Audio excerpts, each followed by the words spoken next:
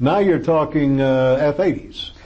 We're talking F-80s, F-86s, Yeah. B-47 was still Right. in production, being used at that time. B-52 was just coming in. But the big thing for me was the North American F-100. Yes. I went through factory school in the F-100. I have a certificate hung on the wall of my office right now, which states I did that. And for the next 3.5 years, I taught hydraulic systems on the F-100 right here in Amarillo. This will probably come as a shock to you, and I'm sure you never knew it before. The last plane I was qualified in the Air Force was a reserve assignment at Cannon Air Force Base in Clovis, New Mexico, in the F-100. Didn't know that. Yeah! How about that guess? Sooner or later, we'll all get in this same airplane here.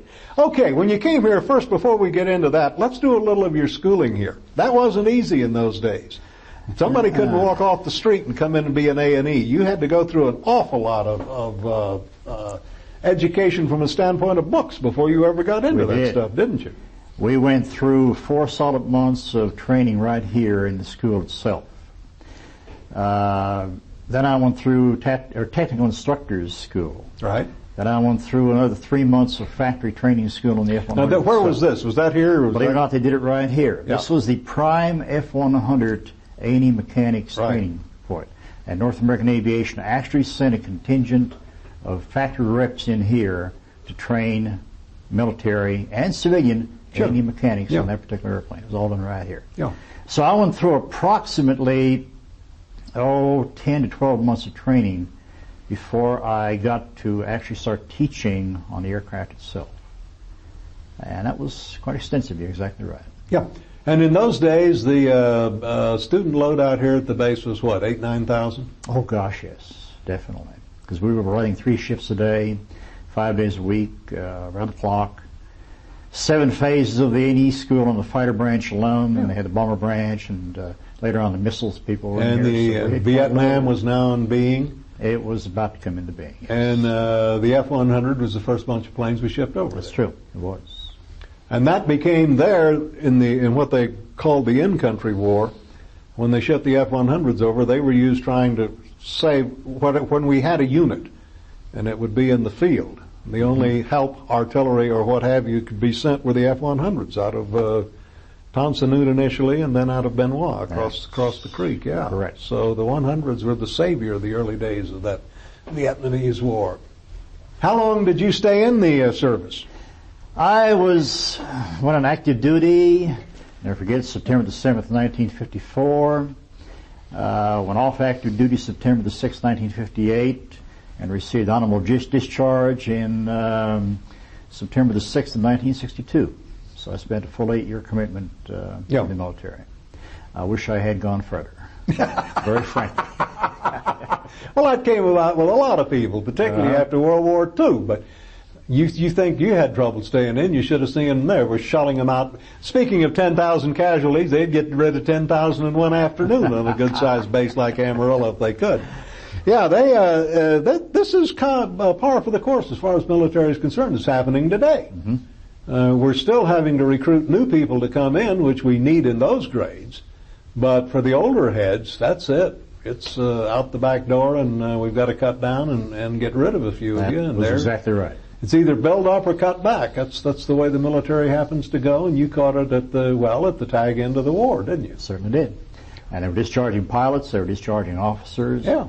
And even though I was in what was considered a solid career field, the chances of promotion going down the road were very, very slender.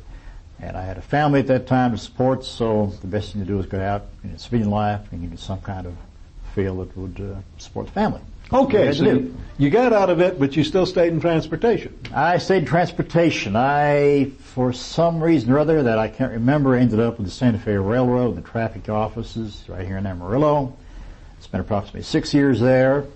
You know, now that's not quite as odd a jump as you might think.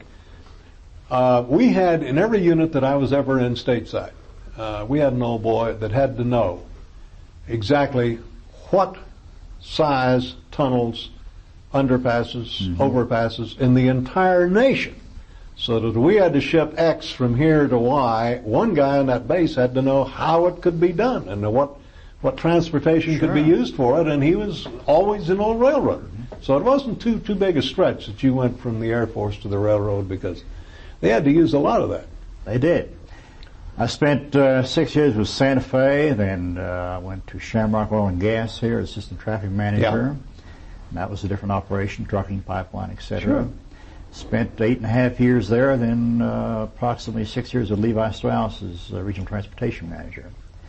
I spent 20 years total in traffic and transportation. And all this time, you learned to fly as a civilian and Exactly. Took to the air. I did. All because of that Japanese Zero. Because I wonder of what the the name of that Japanese pilot was. In September of 1958, immediately after my discharge from active duty, I went out to Ken Brown and Emerald Flying Services. Ken, I want to take flying lessons. At that time, the GI Bill would pay for a private license. So I got a private license by early 1959.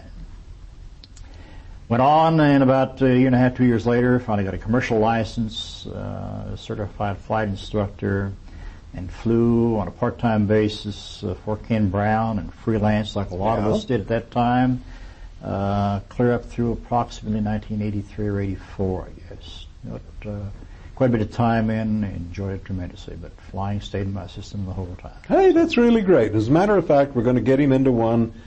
He is probably one of a very few pilots who went into Buffalo going under the wire. What happy little afternoon was that, and why did you get that idea? Well, a long time ago, Ken Brown used to take his rental aircraft over to Buffalo Airport for McLean, who was still around, to do 100-hour inspections on it. So he'd say, now Bob, take this one over that one. Well, they had just put high lines alongside the perimeter road on the north side, brand new. And we would go over the top of the high lines on a short field landing, make a very steep approach over the lines down, because it's a short runway airport. And one afternoon, Kane came to me and said, Bob, would you mind taking Cessna 150 so-and-so over to McLean? Sure, I'd be glad to. Took off trade wind, headed south.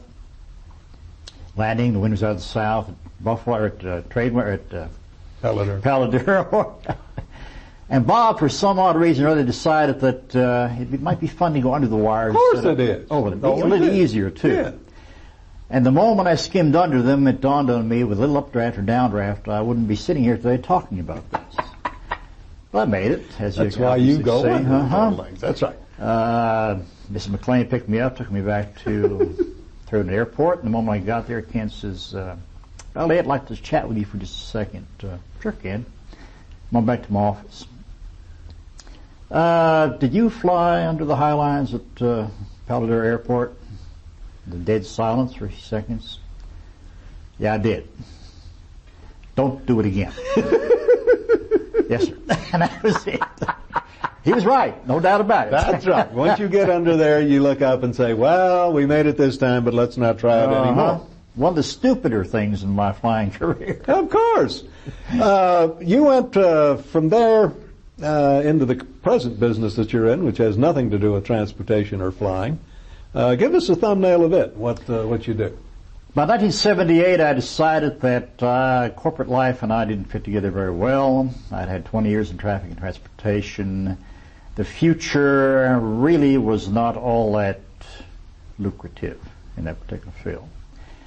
I had done a number of things besides flying. I had hooked up with a guy named Art Lara here, who is since deceased. I taught him how to fly, and he taught me the life insurance business at the same time. Thought he was trying to sell me a life insurance policy. Well, he eventually did, but he taught me the life insurance business. So in 78, I made a midlife career change, went into the life insurance business with him. In 1982, decided that I could do it myself, so I went out and opened up my own agency, and that's what I've been ever since. And probably one of the better moves I ever made in my life. It's been very lucrative. Now we've got this decision that came one happy night. Group of people were sitting around, and somebody had to be chairman of the World War II committee, and that became Robert Valiant. Bobby, how exactly did it happen? I've heard several versions of it, but exactly what happened that night? Well, this goes back to 1993. May of 1993, I was in my second term as